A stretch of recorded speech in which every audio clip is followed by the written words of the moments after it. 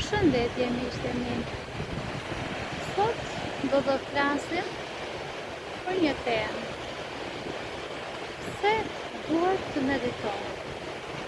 Dhe çfarë efektesh pozitive na jep meditimi? Dhe të gjithë njerëzit, a duhet të meditojnë?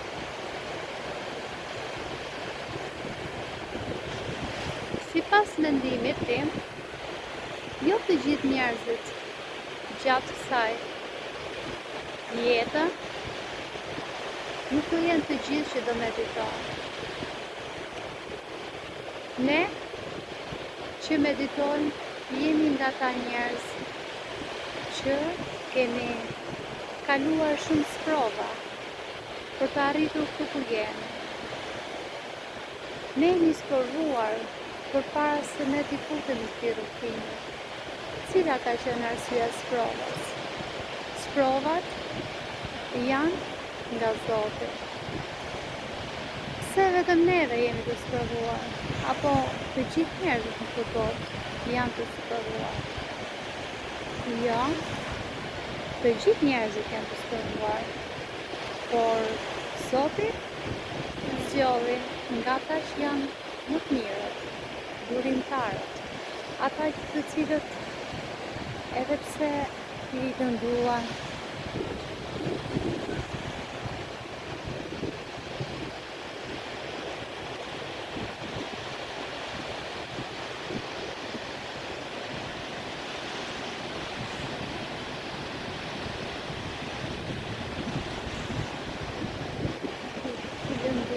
apo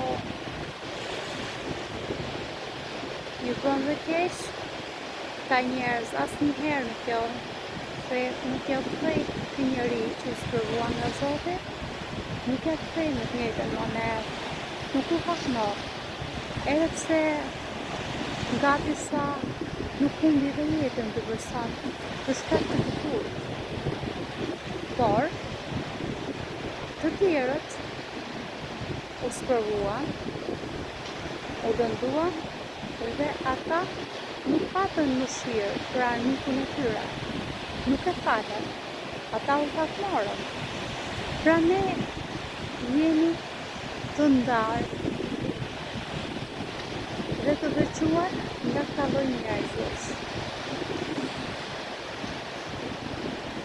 Ne jemi të zgjedhurit e Zotit, ata të cilët munden të shërojnë vetën, të falin paqe, dashuri në këtë botë, të cilët të tjerët që nuk janë futur në këtë rrugtim, nuk mund ta bëjnë këtë gjë. Ata mund të falin vetëm punë, të gjatë, por dhe atë marrje të forta. Ndërsa një meditues, ne që jemi futur në këtë botë të rrugtimit, të meditimit, jemi nga ta njerëzit të cilët falën, duan paqe, duan dashuri, duan në shpirtin tonë, edhe pse na sakatua. Kurse themi ndonjëherë, kurse unë duhet të meditoj, kurse është detyra ime? Ti do meditosh për arsye sepse duhet të shërosh lagët të cilët i more nga sprovat që t'i dha Zoti për të kaluar tek meditimi, sepse Zoti përpara se të sprovoj, ai shikoi zemrën tënde dhe tha, ky njeri më duhet mua për këtë rrugtim, për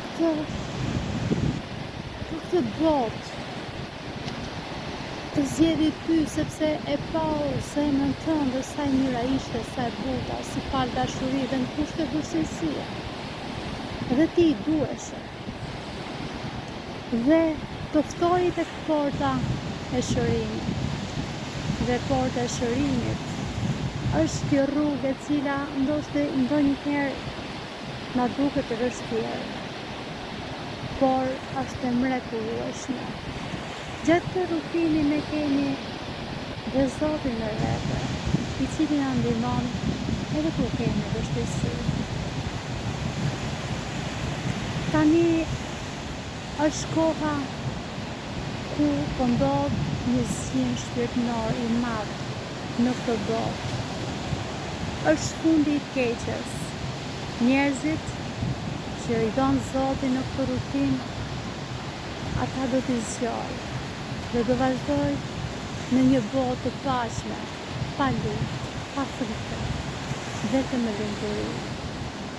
Ndërsa ata të cilët zgjodhin dhunën, përgjakjen, tradhtitë, ata nuk do të mundin ta gëzojnë këtë rutinë, sepse nga mungesa e egos tyre, ata humbën që kur ju përshtaten egos, ata e humbën ndjeshmëri njerëzore.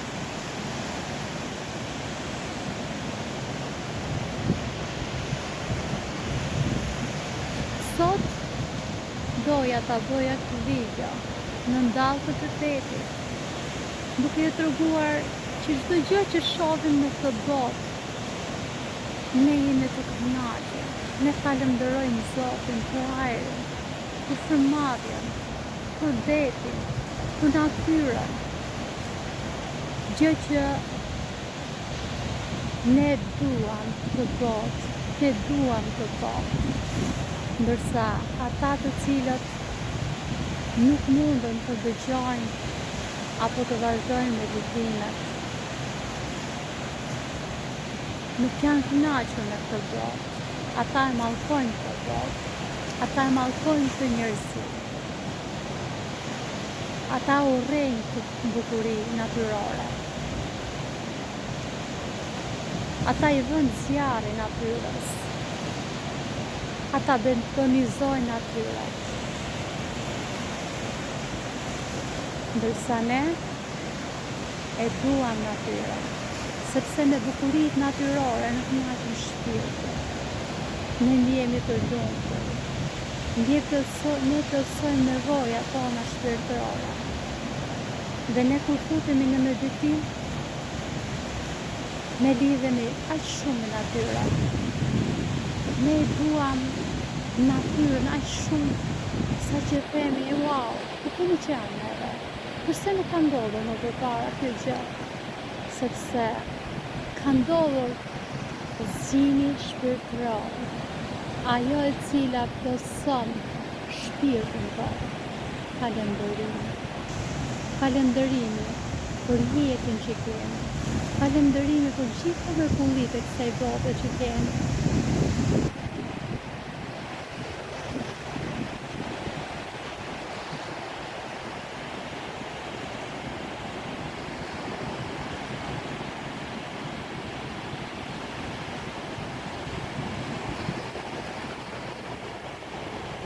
Nëse keni lexuar ndonjëherë disa libra të shkret, ndoshta keni dëgjuar që do vi fundi, dhe ky fund është fundi i keqes, është fundi ku çdo shpirt i bukur, i mirë, po zgjohet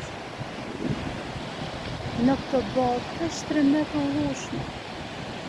Ndërsa ata të cilët nuk e duan të zgjidhin, ata të cilët asnjëherë nuk e besuan për gabimet e tyre, po dëgjuan egot e tyre, ata gjithmonë do të ngelen në arsye.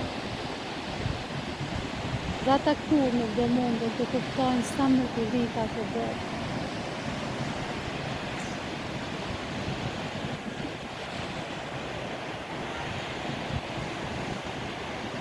Tani të dashur miq, tani kaq kisha për këtë pjesë, kaq të bukur. Doja t'jo bëja një këpanje të mrekullueshme, një surprizë, një shpjegim përpara natyrës tonë të mrekullueshme. Ju uroj nga zemra paqe dhe dashuri. Zoti një detaj.